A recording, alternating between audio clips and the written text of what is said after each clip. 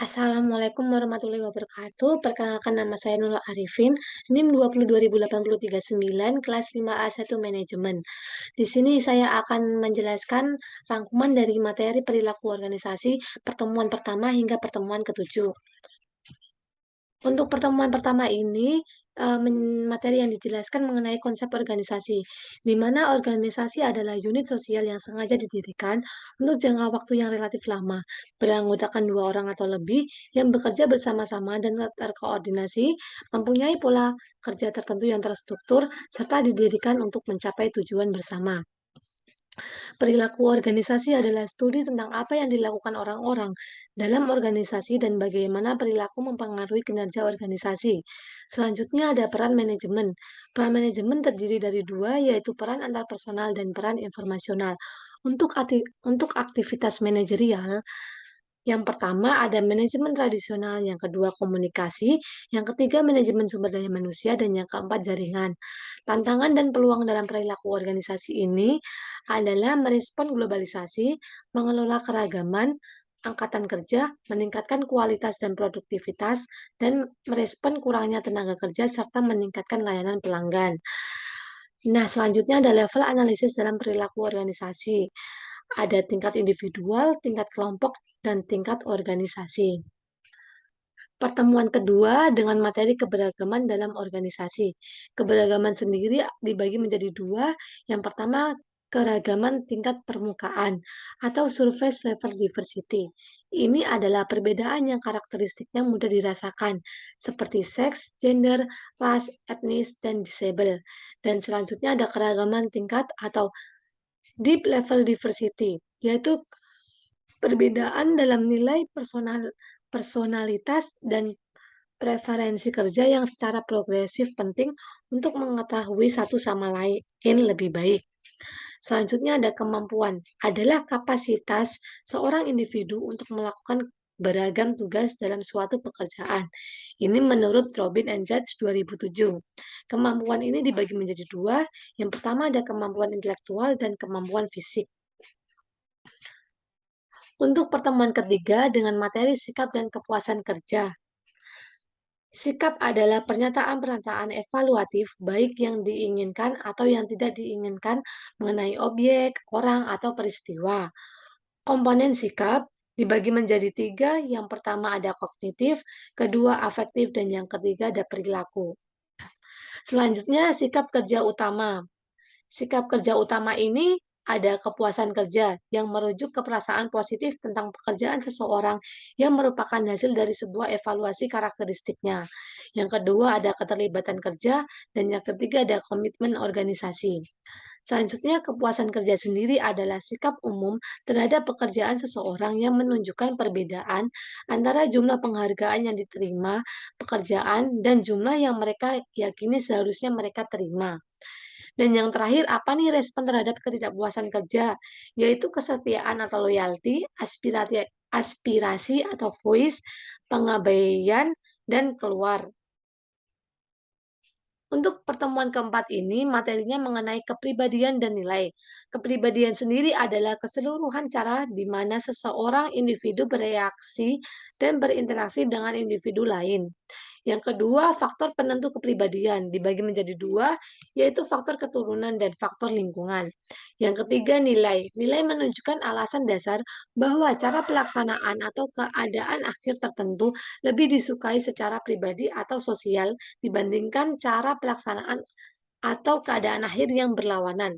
Ini menurut Robin and Judge 2008. Dan selanjutnya yang keempat ada jenis-jenis nilai. Dibagi menjadi dua, yaitu nilai terminal dan nilai instrumental. Dan yang terakhir pentingnya nilai. Ini menjadi dasar pemahaman sikap dan motivasi individu.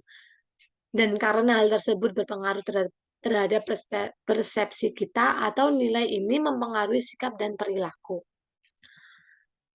Selanjutnya pertemuan kelima, materinya mengenai persepsi dan pengambilan keputusan individual. Untuk definisi persepsi sendiri adalah sebuah proses individu mengorganisasikan dan menginterpretasikan kesan sensoris untuk memberikan pengertian dan pada lingkungannya. Faktor apa yang mempengaruhi persepsi? Yaitu faktor ekspektasi, faktor situasi, dan faktor target. Hubungan antara persepsi dan pembuatan keputusan individual ini yaitu keputusan dan masalah. Untuk keputusan, mereka membuat pilih-pilihan dari dua alternatif atau lebih. Keputusan muncul sebagai reaksi atas sebuah masalah. Untuk masalah adalah ketidaksesuaian antara perkara saat ini dan keadaan yang diinginkan yang membuatnya mempertimbangkan untuk membuat beberapa tindakan alternatif. Untuk pengambilan keputusan bisa secara rasional, yaitu secara konsisten memaksimalkan nilai dengan batasan yang spesifik, dan bisa secara rasional terbatas atau mencari solusi yang memuaskan atau minimal cukup menyelesaikan masalah. Dan yang terakhir bisa secara pengambilan keputusan intuitif atau proses tanpa sadar berdasarkan dari pengalaman yang diperoleh. Selanjutnya untuk pertemuan keenam, materi konsep-konsep motivasi. Motivasi adalah proses yang menjelaskan intensitas, arah, dan ketekunan seorang individu untuk mencapai tujuannya. Teori-teori motivasi zaman dulu yaitu hierarki teori kebutuhan yang dibagi menjadi 4. Ada fisiologis, rasa aman, sosial, dan penghargaan. Selanjutnya ada teori ERG, teori X dan teori Y, dan teori dua faktor. Nah, untuk teori-teori motivasi kontemporer sendiri, itu ada teori kebutuhan MC Leland, teori evaluasi kognitif, teori penentuan tujuan, teori efektivitas diri, teori penguatan, teori keadilan, dan teori harapan. Di pertemuan ketujuh, materinya mengenai motivasi dari konsep menuju aplikasi. Bagaimana pekerjaan bisa dirancang ulang? Pekerjaan bisa dirancang ulang melalui rotasi pekerjaan, yaitu penggantian periodik seorang karyawan dari satu tugas ke tugas lainnya. Selanjutnya, perluasan pekerjaan. Peningkatan jumlah dan variasi tugas dari seorang individu melalui pekerjaan yang berbeda-beda. Selanjutnya ada pengayaan pekerjaan, yaitu perluasan vertikal dari pekerjaan yang meningkatkan pengadilan pekerjaan terhadap rencana, pelaksanaan, dan evaluasi kinerja. Keterlibatan karyawan adalah keterlibatan karyawan sebuah proses partisipasif yang menggunakan masukan karyawan untuk meningkatkan komitmen demi mencapai keberhasilan organisasi. Selanjutnya, contoh program keterlibatan karyawan. Ini seperti manajemen partisipatif adalah proses di mana para bawahan berbagi suatu tingkat kekuatan pembuatan keputusan yang signifikan dengan atasan-atasan langsung mereka. Selanjutnya ada partisipasi representatif, yaitu para pekerjaan berpartisipasi dalam pembuatan keputusan organisasional melalui sebuah kelompok kecil yang terdiri atas karyawan-karyawan representatif. Dan yang terakhir ada lingkaran kualitas, yaitu kelompok yang terdiri atas karyawan-karyawan yang bertamu secara teratur untuk mendiskusikan berbagai masalah kualitas kerja, menyelidiki penyebabnya, merekomendasi solusi, dan mengambil tindakan perbaikan. Baik, mungkin itu saja yang bisa saya sampaikan mengenai rangkuman perilaku organisasi pertemuan pertama hingga pertemuan ketujuh. Apabila ada salah kata, saya mohon maaf. Kurang lebihnya mohon maaf. Wassalamualaikum warahmatullahi wabarakatuh.